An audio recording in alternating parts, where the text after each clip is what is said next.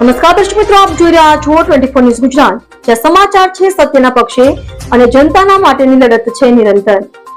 ગુજરાતના દરેક ખૂણામાંથી લોકલથી લઈને નેશનલ સુધી દરેક ઘટના, દરેક હકીકત સૌથી પહેલા અને સૌથી સાચી રીતે ફક્ત અહીં. હું છું અર્પિતા પટેલ. ચાલો શરૂ કરીએ આજના મુખ્ય સમાચાર. તાપી જિલ્લામાં પોલીસની ધમાકેદાર કાર્યવાહી. ઉચ્છલમાં એસઓજી ટીમે 5 ઇસમોને ગેરકાયદેસર સ્ફોટક સાથે ઝડપી પાડ્યા. તાપી જિલ્લાના ઉચ્છલ તાલુકાના મિરકોટ ગામ નજીક તાપી એસઓજી ટીમે ગુપ્ત બાતમીના આધારે દરોડા પાડી 5 ઇસમોને ઝડપી પાડ્યા છે.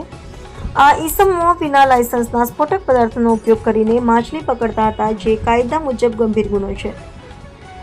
કાર્યવાહી દરમિયાન gelatin stick, blasting cap, wire, mobile અને 3 મોટરસાયકલ સહિતનો મુદ્દામાલ જપ્ત થયો છે, જેની કિંમત અંદાજે ₹1.91 લાખ ગણાય છે.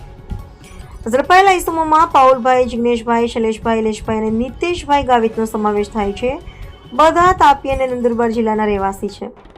આ કાર્યવાહી એસપી શ્રી જૈન દેસાઈ અને ઇન્સ્પેક્ટર શ્રી કેજી લિંબાચિયાની આગેવાની હેઠળ હાથ ધરાઈ હતી. એસઓજીની આ સફળ કાર્યવાહીથી વિસ્તારમાં કાયદો અને વ્યવસ્થા પ્રતિ વિશ્વાસ વધુ મજબૂત બન્યો છે. રિપોર્ટર હાર્દિક જોશી.